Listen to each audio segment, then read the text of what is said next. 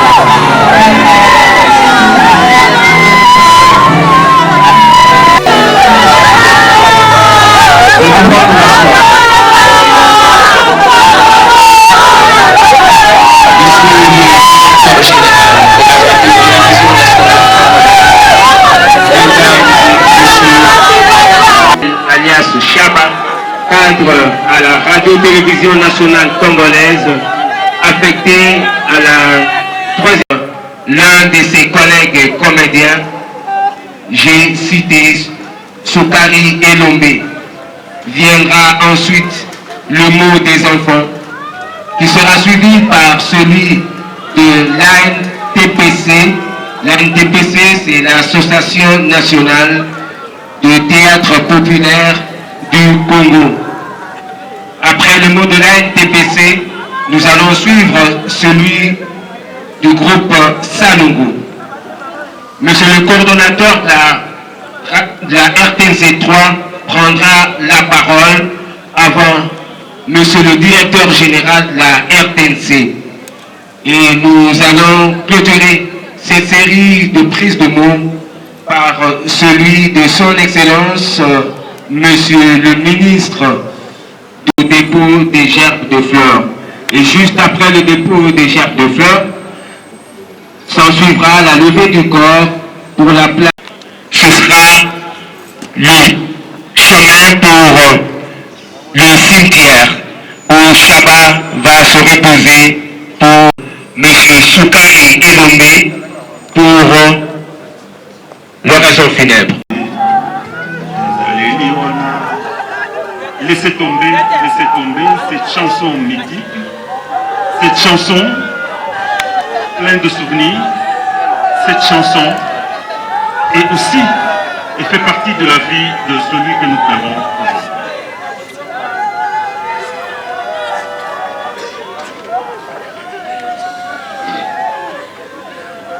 Ainsi poussé vers le nouveau rivage, dans la nuit éternelle emportée sans retour, ne pourrons-nous jamais jeter l'ancre sur l'océan des âges, disait Alphonse Lamartine. Oui, Samuel Mouteba Moussangu dit Chaba, le moscovite, il est poussé vers le nouveau rivage. Il est passé de l'autre côté de la Seine, que dis-je. Il est passé derrière les rideaux et s'est installé dans les coulisses éternellement, d'où il continuera à regarder la suite de cette pièce de théâtre et la vie. Oui, comme tous les auteurs du célèbre penseur et auteur sénégalais, Birago Diop, qui disait « Les morts ne sont pas morts. Ils sont dans le vent qui souffle, ils sont dans l'eau qui coule, ils sont dans le ventre de la femme, ils sont dans le bébé qui pleure, ils sont parmi nous. »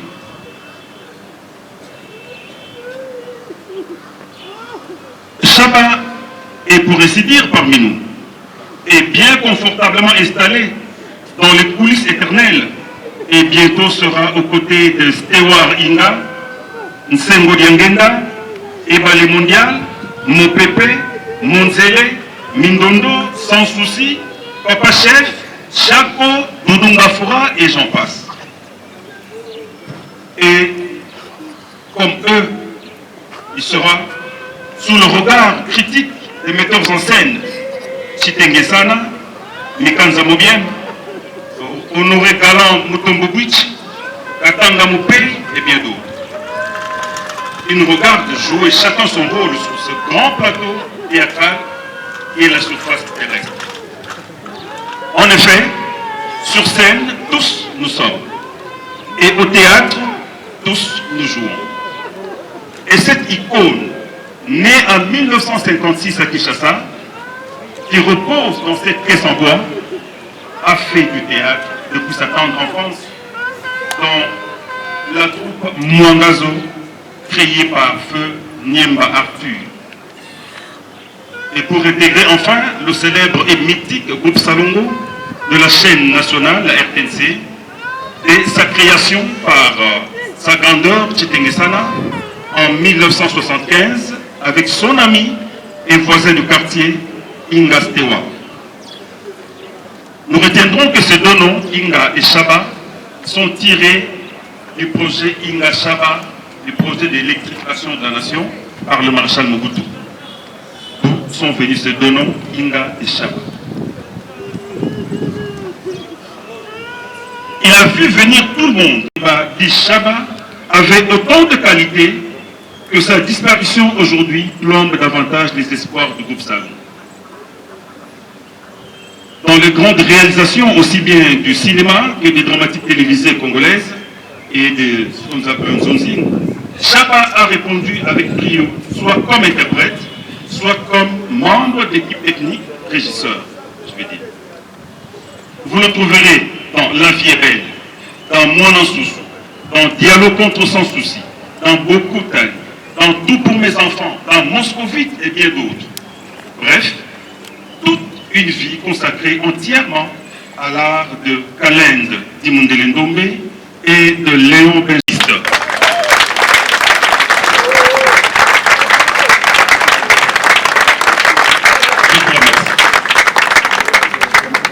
L'homme,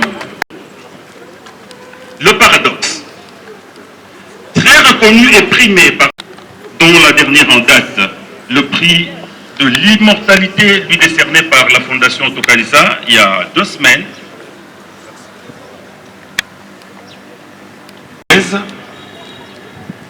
Le moscovite Chaba quitte cette terre sans la moindre reconnaissance. Il nous a permis de rappeler à la mémoire collective les œuvres comme Salomon, à l'avènement du musée Laurent Désiré Kabila, qui a mobilisé et sensibilisé l'intelligence congolaise. Je m'interdis de croire qu'il faille faire nécessairement de la politique qui, à travers sa fondation, prend en charge les soins de santé des comédiens. Sans cela, on enterrerait déjà autant, et celui que nous pleurons aujourd'hui peut-être aurait déjà cessé de vivre depuis quelques mois, pourquoi pas quelques années.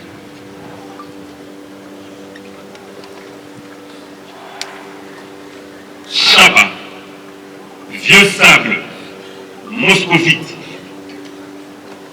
Les rideaux sont donc tirés. Va en paix. Adieu. Je vous remercie.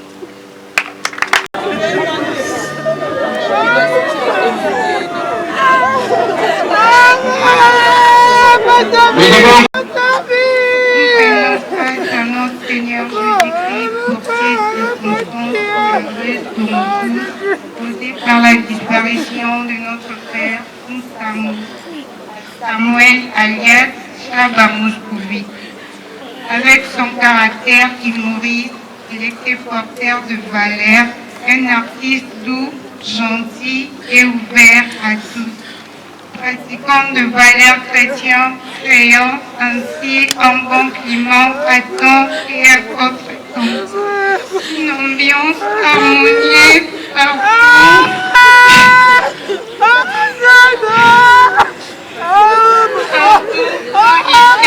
Et avec la plus vive émotion et plénitude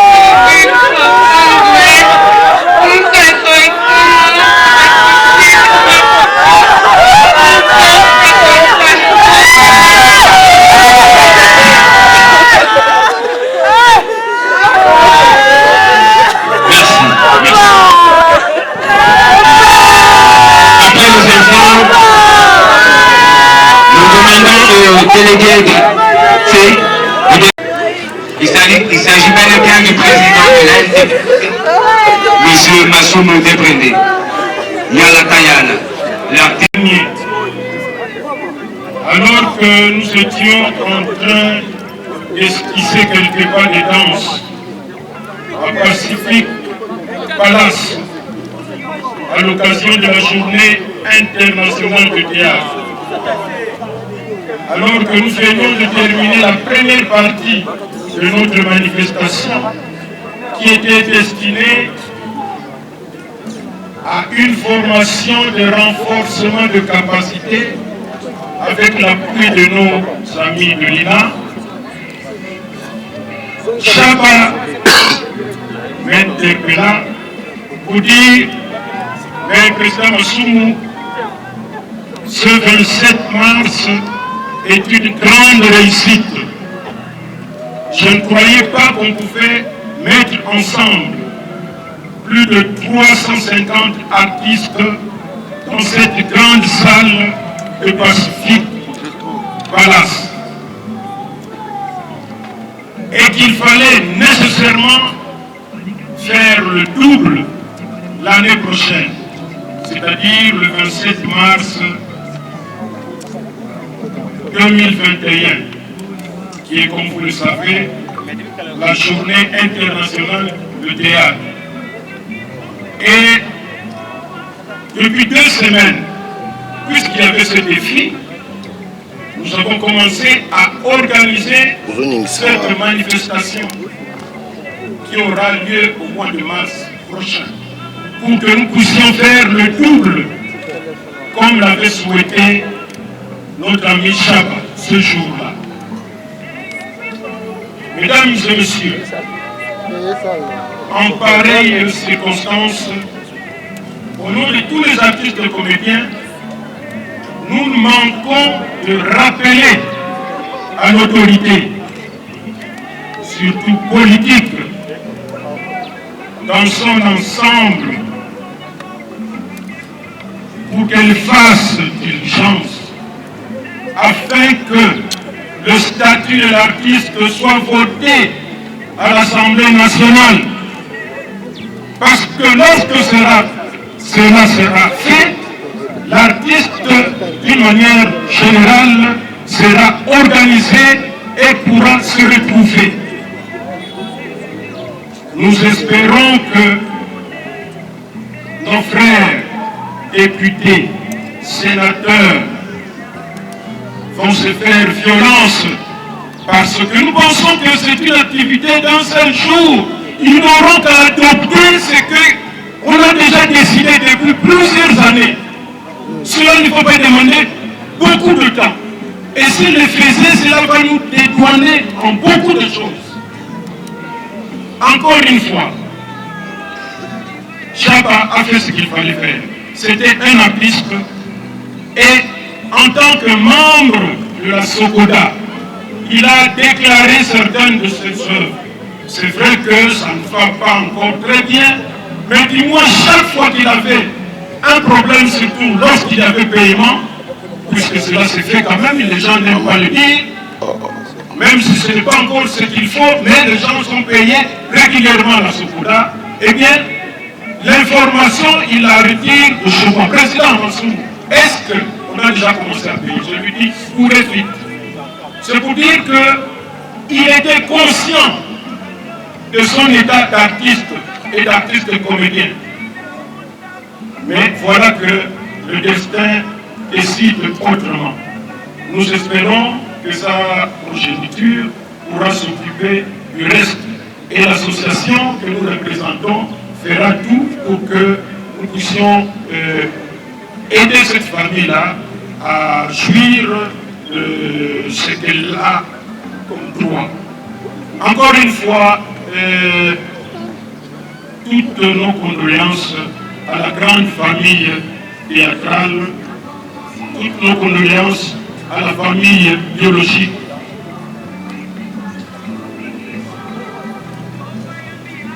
L'ANTPC, l'Association nationale du théâtre populaire et cinéma, est une très grande organisation où on retrouve tous les artistes qui aiment vivre à l'unité, à l'unisson.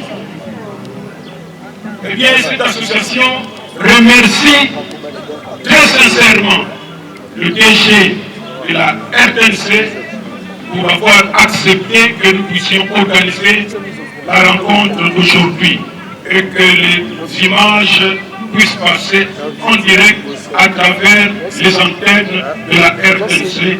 Je vous remercie.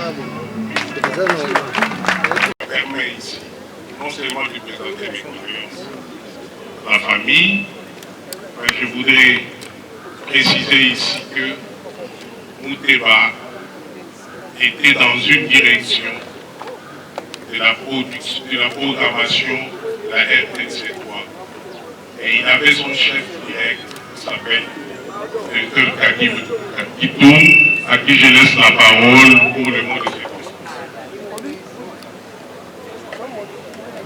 Monsieur Kadi Makitoum, directeur de la programmation.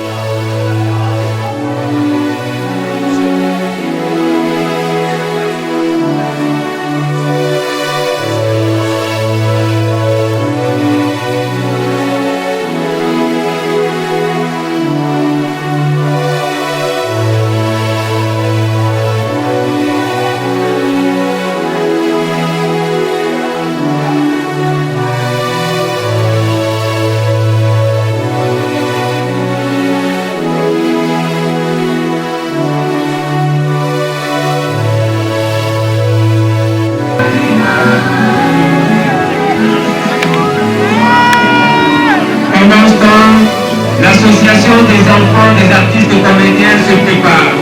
L'association des enfants des artistes comédiens.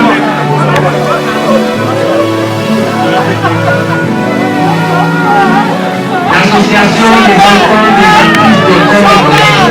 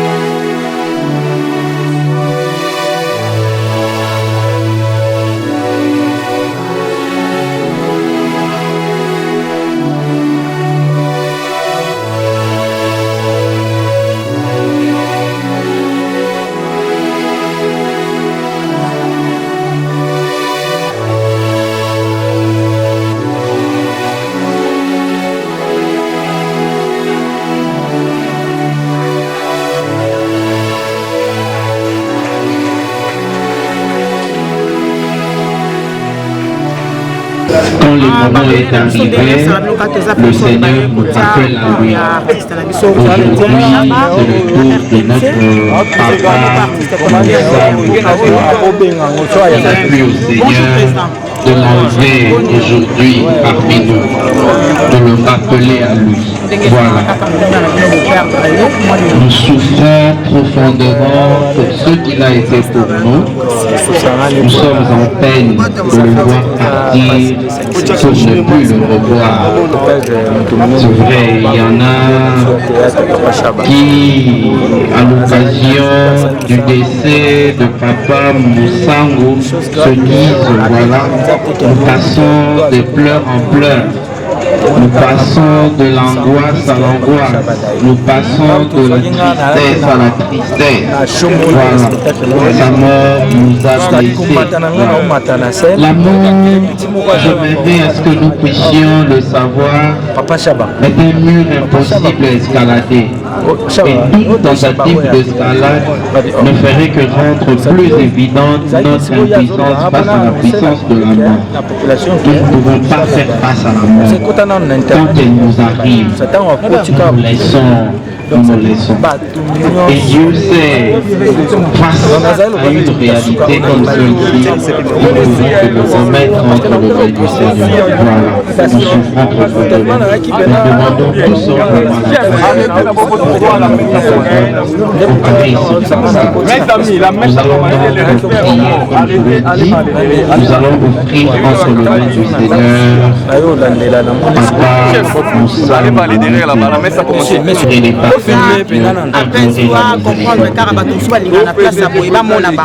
Seigneur après que na ya salelo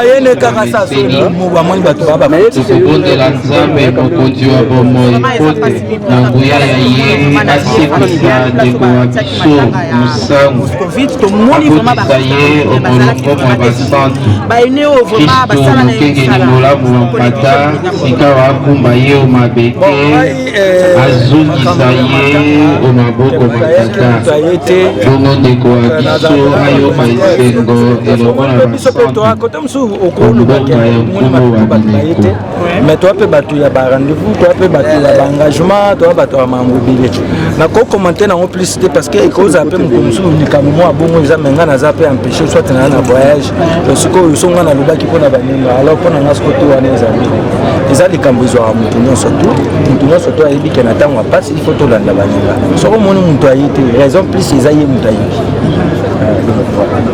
alors président mais biso bato toza du domaine toyebi azalaki nani na monde à théâtre voilà. Oui, il a dit phénomène pour en fait Papa Chaba, toute une génération, une école. Voilà. La génération où il y a Pino, avant Pino, on va se les lots.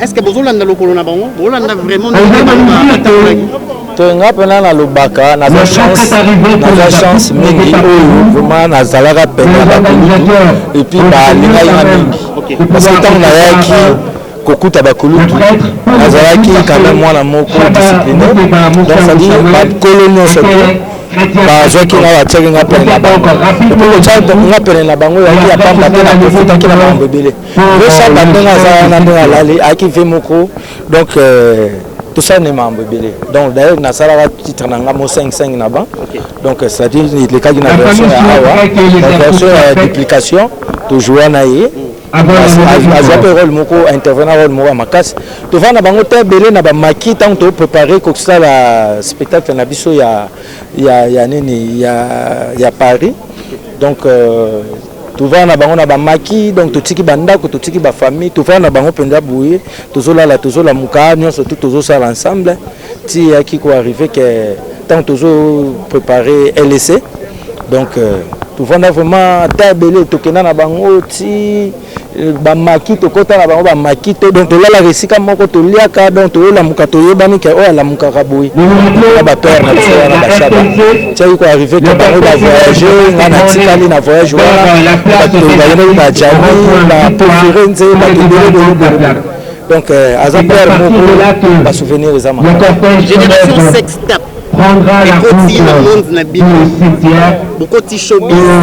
Mais comment on a l'euro dans un endroit il y a pas petit. Un collègue Moussousso Bakoti na terrain. Terrain na me placé te à expliquer mamboana. Donc biso problème ezaka ke ba vie ba sala ki musala kitoko biso pe to continuer ka lokola bakulutu. Donc le reste wana eza ba sentiment mutu donc vraiment naza wana te pona ça ba commentaire nangoko. OK, merci. Monsieur Nicolas Baptiste comédien. Le Seigneur biso tokolaka tokola na bolingo makasi. Mais curieusement bolingo aussi dans na éviter pourquoi. D'abord, on est remercier Presse Internet. Vraiment, Presse Internet, en tout cas, vous sont biso mingi. Si aujourd'hui, les gens dans les Sengo, il y a des mots en Afrique du Sud, c'est grâce. Il y a une émission dans la ville de Bossali. Il y a un mot qui peut faire voyager. Il y a des mots. Alors, vraiment, tant que nous sommes dans le scénario, nous sommes ensemble. Tant que je suis là pour la baisse, mais en tout cas, mon Nazaria, voilà, vous l'avez découvert. Pour moi, c'est ça, moi, ma passe. Vraiment que je suis de cœur avec tous les anciens comédiens. Un message à l'endroit, il y a des gens qui sont derrière ma sur salaire, juste pour l'intérêt, ça c'est méchant. C'est très méchant. La l'émission, il y a des mots à faire. comment je me bats avec mes petits moyens. Avoir la compassion. Ce qui n'a vigilante, Yann Moussi, il n'y a qu'une félicité. Yann Moussi n'a koufa.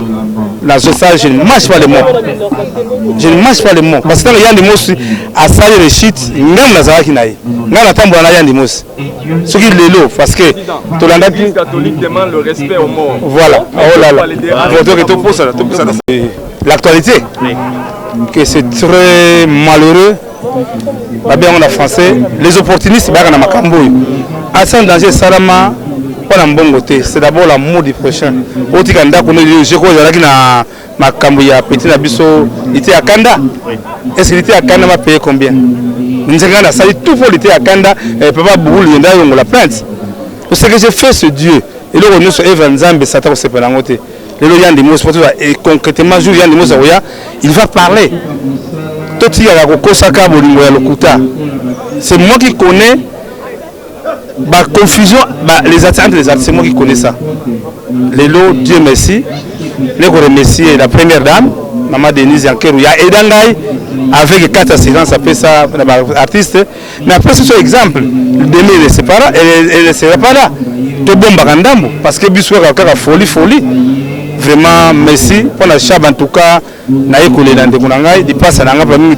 moi qui ai dit toi qui n'as pas aussi pour la tambour ça chaque dimanche la tambour ça répond à makila nous de tambour là net de information na Ivipan net de kendaki na ngalema ou vraiment na regretter ba propos ba lobby c'est Tchakako qui a publié les images mais nous avec la caméra tenga ya on ba lobby on to sali yango et tout au tindeli mamo livre au tindeli bato non assez en danger rôle na yezali ko défendre tous les cas malheureux pour informer public chaque petit artiste est-ce que tu publies avec chaque les défauts tout est publié des fautes parce que les familles c'est dit qu'il faut appuyer des fautes mais non je crois il y a des gens qui sont derrière ça mais le mot qu'on a soupçonné un côté c'est l'argent non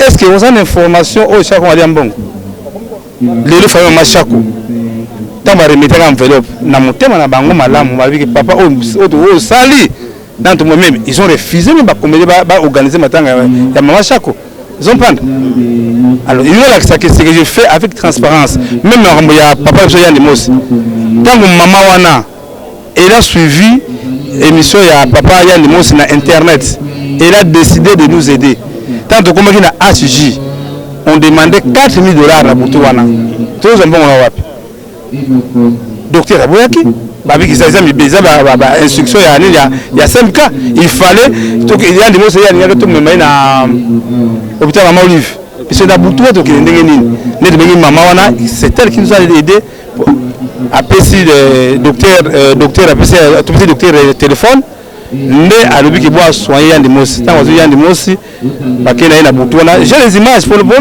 image c'est moi qui filmais tout oh non zoro bana ngaza image nango ne Yann Moussi azo matambulance ndenga zo ndenga usala ba nini j'ai toutes les images tout est ko lisaka si honneur ça yote tika sont prendre mutu na don ça m'appelle ça o masumu de blende wa yebi ngana yebi yangote o elombe yebi o basasa yebi o mama bipendu o ngana za nango baza nango te je suis un homme social la plus information qui dit en fou qu'agent était ça kufa il 10 300 francs congolais 10 300 francs congolais a été ça capable de soigner qui dit en fou ça sans abédé Irène moi là qui dit en fou Irène elle a pleuré dans le bureau après la ministre qui des arts alors et le Nzambe ça t'a fait ça message à ma bé soit des ambongo soit des non yo fandi wa musique merci beaucoup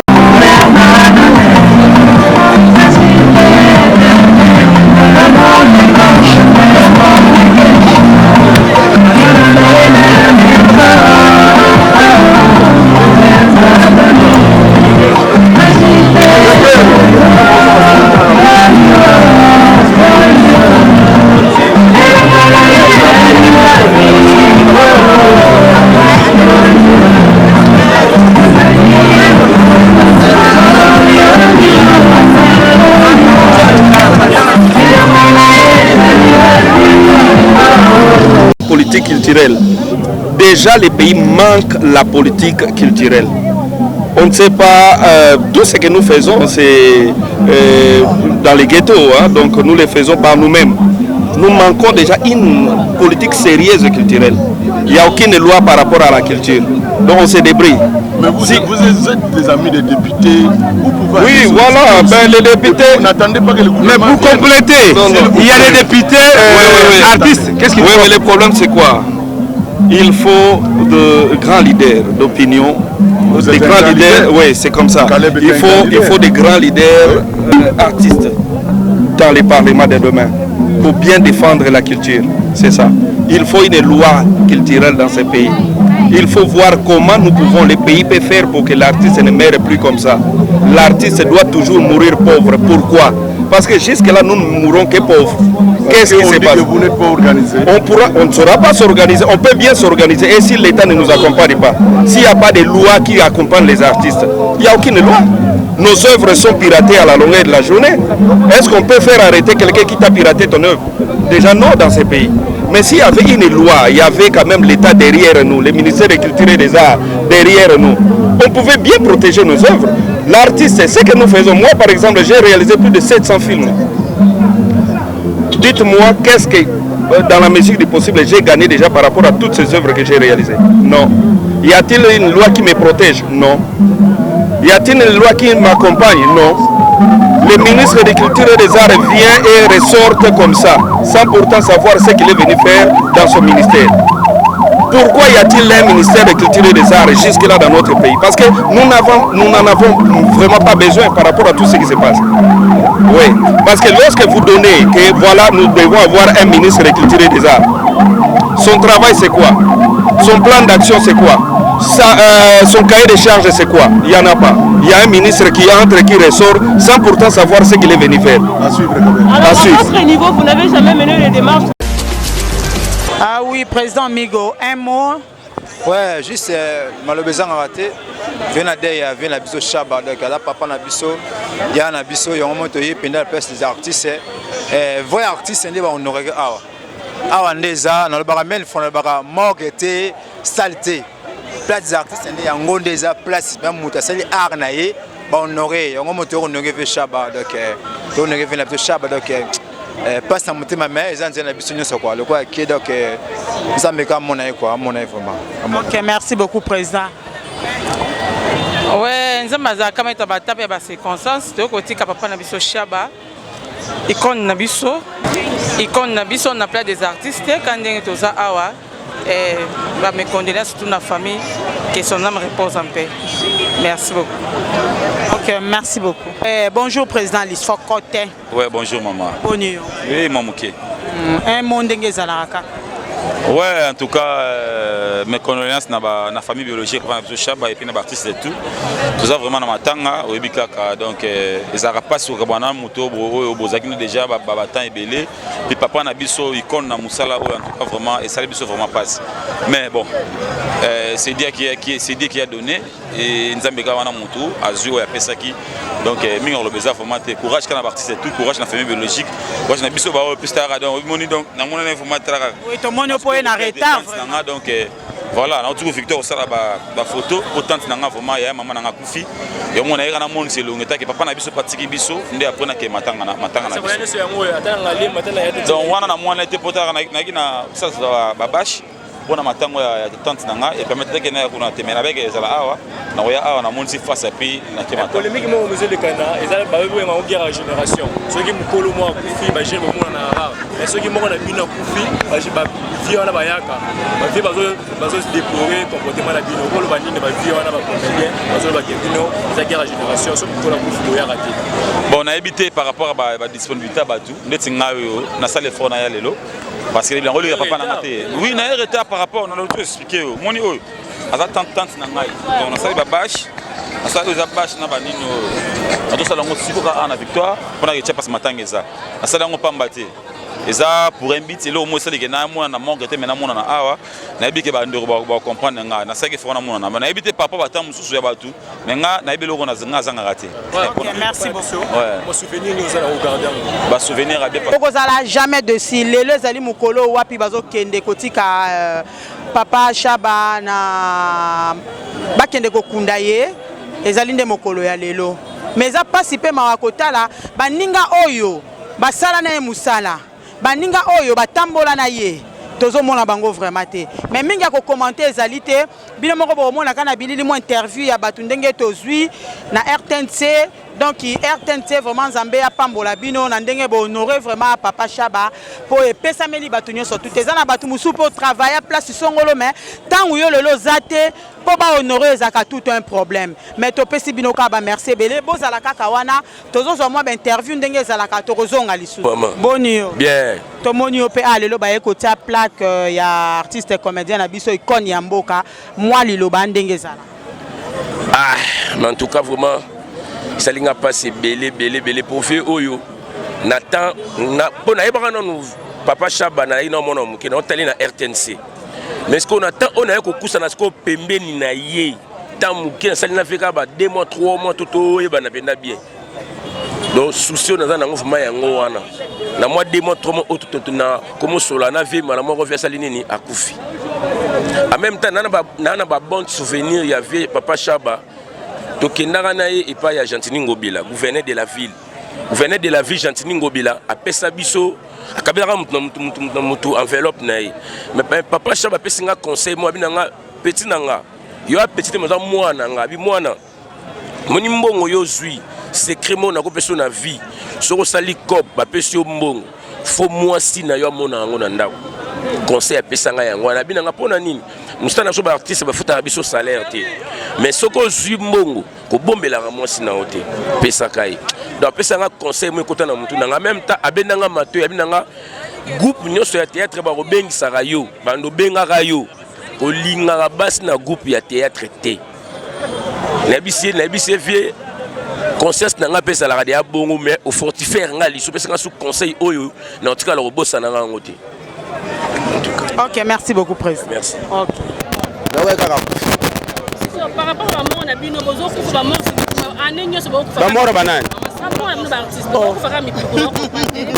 papa makaya mais répondre à cette question mon normal ko répondre biso de bani combien de politiciens va kufi na nepo combien de ndila combien de maçons biso rapport de beno bon fait belé papa makaya président makaya olobi ke bino boye bani mais peso soni kotalaka ba ikoni ya mboka bozo kenta ça on a c'est la personne réponse la personne une réponse la personne réponse mama kaya ba biso nde to yebani ba bosu be yebani ko yebana ngo ezozala ndenge ya mabe na ba politicien tala ba politicien pe oyo baza ba yebana makasi ba bino bosimbiki côté na wuti kuna osimba kisa na simbila kisa okaka na 16h siko papa makaya par rapport à bino ba botika na sima pona mona nje pete ko za ba tension ezo bomba bino siko bino ba botika na sima bani bon yango pe na opesa conseil na batebele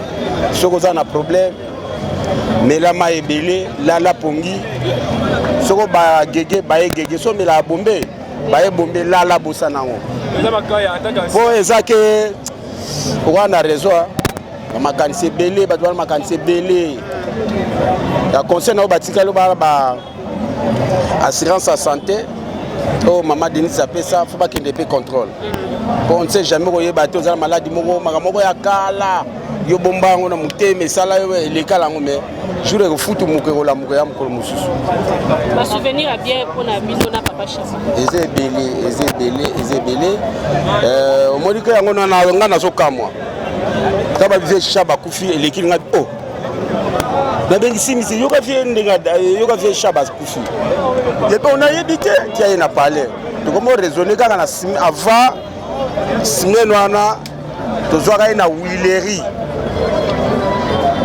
pardon la lingua la na kati boye to neti na Willery ya kiti po biso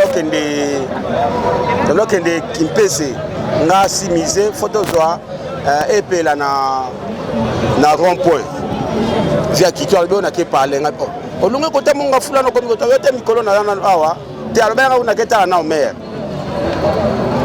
ba souvenir Bobo susu esi le ngwe tele ko bimati nakata kar kaka zolo bananga ke no nakotisa ki yango nga na peki no bambongo na nga ba frère na nga na bimisi donc ouais Argentine pardon c'est moi ouais Argentine te Argentine te a ça film Argentine moto équipe ka to yo kaka mais to na ebite souvenir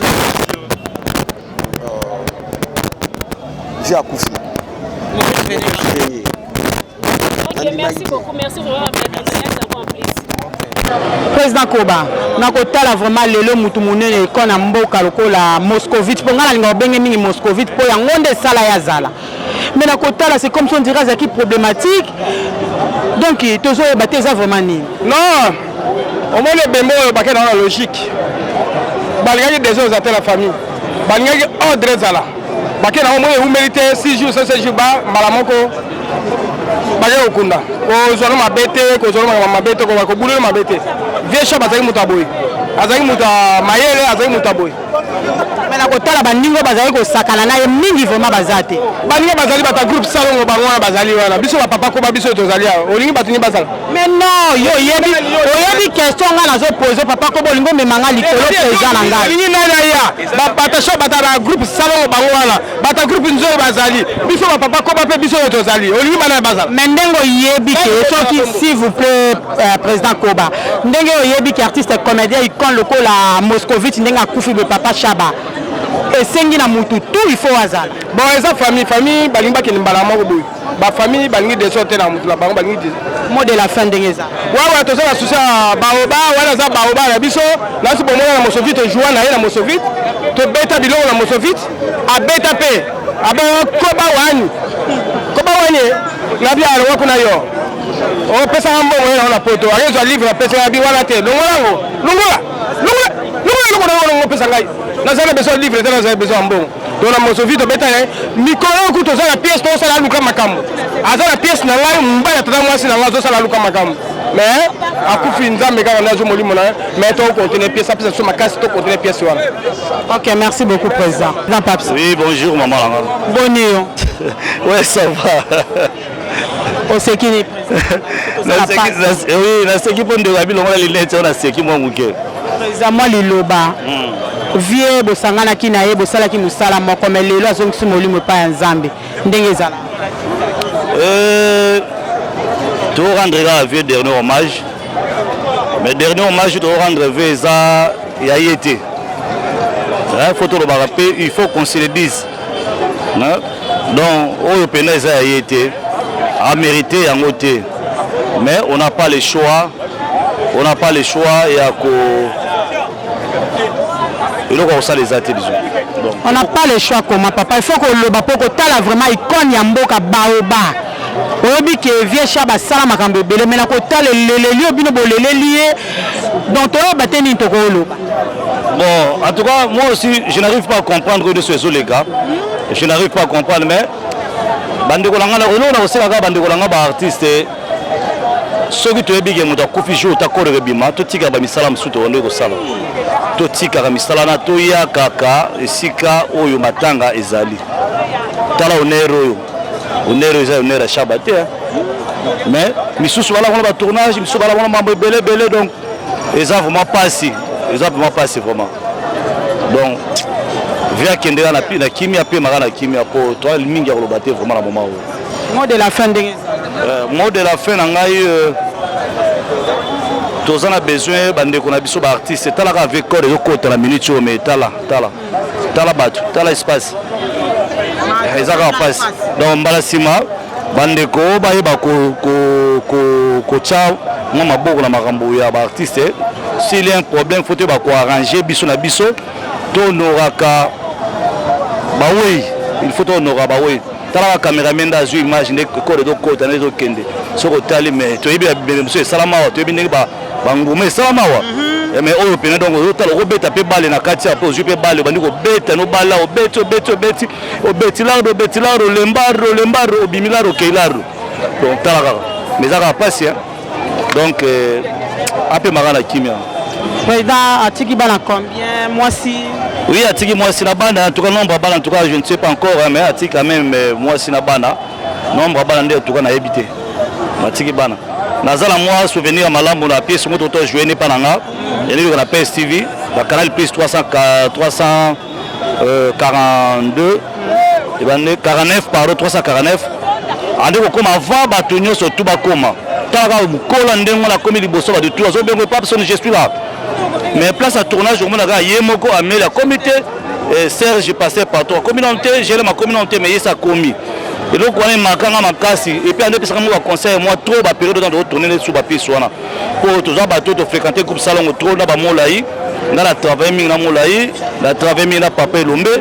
To travail mingi côté wana to zala mingi na groupe salon to ne fréquenter mingi na bango to message na bango en tout cas c'était bien mais ils a passé là où tout le monde a les lobos et tout le monde a les lobos donc ils a passé la bouteille mais tout le loba moto c'est quand même maman il faut si là il faut si là vraiment mais ndenge bozo kufa au pe quelque part to comment dit maman loba basa na nzala musuke bino bozo kota bikota kota pona succès ah en tout cas na habité wana mamba kisi wana na habité sur aspirine au ben de valigi na habité mais ngala nga mutu mo la kwara ngala nzambe nda batela nga donc c'est ça na minga lo baté pour na place wana na place lo mingité c'est un peu ça. Ça va, merci beaucoup président. Voilà.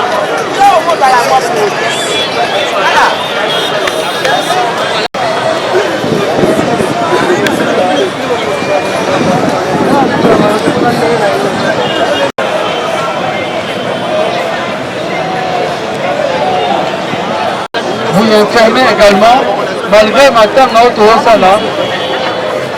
il y a aussi une scène qui se joue afin d'immortaliser Chaba. Pendant Nabomoinae, Azaïki peut tourner film moko oya kati on a katikati ne film wana pe bazosala ye atiki biso ne bande kona pe aussi proche de zali pe boye bazorendre hommage ya kojouer basa la continuité ya film yo bazosala yango pona ko honorer mémoire na ye. Sans plus tarder, je laisse la parole au président Roch pour Kabila. Le député national Ados Nomassi, Excellence Monsieur l'ambassadeur de la paix, le président de l'Association nationale du théâtre populaire et cinéma, distingué membre du comité de l'ANTPC, chers artistes, nous voici aujourd'hui réunis en ce lieu réservé par l'État congolais pour honorer les artistes, les dignes fils qui se distinguent à travers leur talent. Aujourd'hui, c'est la tristesse, bien sûr, mais c'est également une célébration. Nous célébrons la vie. On n'est pas ici pour pleurer, mais plutôt pour célébrer la vie. Le talent de ce qu'a été celui que nous pleurons aujourd'hui, Monsieur Samuel Mouteba Chaba. Étant donné qu'il a hissé très haut l'étendard culturel de notre pays par son talent, raison pour laquelle nous sommes venus ici en ce lieu hautement culturel pour dévoiler son nom qui va demeurer ici pour l'éternité. Ainsi donc, les générations futures qui viendront pourront faire un tour ici et contempler là où on a érigé son nom dans ce monument réservé aux artistes. Alors pour ce faire, je m'en vais sans plus tarder inviter Monsieur le Président de l'ANTPC qui sera accompagné par celui qui nous a fait honneur de représenter l'autorité en ce lieu. Ok, qu'est-ce s'il vous plaît? Merci.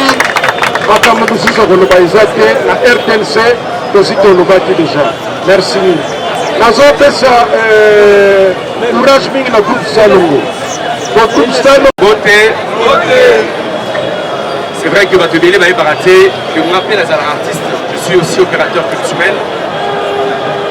Vieux Chaba Azali Kouloutou, et j'ai eu la chance de jouer aussi avec lui. Aujourd'hui, Azali Passimi Nilarata Motema, nous perdons un grand. Mais que dire, artiste à Faraté, il va survivre grâce à ma œuvre d'ailleurs. La PCP Makassi, la groupe Salongo. Makassi aussi, la famille biologique d'Aïe. Voilà un peu le petit mot que j'avais à dire. Merci beaucoup. Merci beaucoup, honorable Ados. Il est parmi nous en tant qu'artiste. Il ne nous abandonne jamais. Il y a notre banque qui est sous Mbela. Nous sommes présents à Souma. Sala Oyo. Quand Malobake. Wana nga baisobe basaisai balobaka tolanda bino biso tolandaki mpe toza kotala bango na salle du parti na bongazo akwa biso ya mosusu 75 76 biso toye ntango Papa Titenge Sana, de heureuse mémoire. Asepelaki na ba service na biso. Biso ngai to accompagner na pièce moko esalaki succès. Dialogue contre sans souci. 4e épisode na moi avant ba l'examen na TV to salaki un spectacle na Paris. Vendredi, samedi, dimanche. Oui, mais na salon répétition et ça répétition. On a retenu la vieille Chaba script ya solo. Donc dialogue na ngai mobimba ya pièce wana ya spectacle on a ayekotikela ngango na ndako 3 jours avant répétition. Pour natanga yango naza na une idée. Lisano, mais que na lisano tokuti bavier ayambaki biso totravaille na bango elongo na mwa ntango te otozwaki témoignage ya liboso nazopesa abenga Papa Chaba na histoire nango nakomaki 5 na ba asalaki version yango ya awa ntango naosala version ya distribution nabengaki ye ayaki tozwaki na ye vraiment azwaki bango na makasi afilme wana ya 5 na ba et puis toaki préparer voyage moko yango tosala na Paris on a joué dans RLC qui production il y a Edi Kilombo donc on puisse nous sortir que ça qui na quatre équipes wana que au père Bomutu déjà expérience oyo va souhaiter à côté awana côté la biso pe na assemblée provinciale tétango na voix qui programme na voix qui na boya on a pour rendre un dernier hommage à Naï. Et donc on a représenté ma condoléance dans ma comédie. Voilà, on va dévoiler la plaque. Ça sera solennel. Aux grands hommes, la nation reconnaissante, nous allons applaudir très très fort. Merci donc, son nom est gravé à jamais à ce lieu hautement culturel réservé par la nation congolaise. Bravo l'artiste.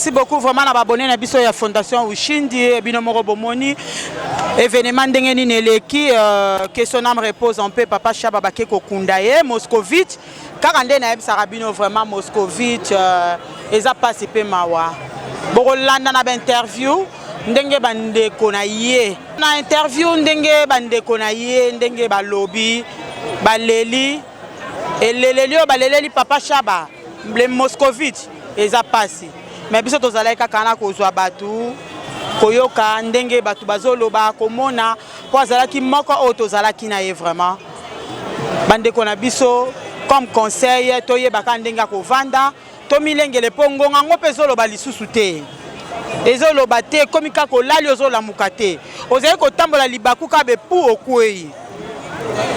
Donc toujours souhaiter sous mes condoléances à toute la famille comédien Fondation Ushindi Azana Simanabino.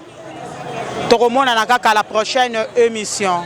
Derrière la caméra ezaki Cédric Liso ya Nzambe. Cédric Kalema Kande na Yebi Sarabino vraiment.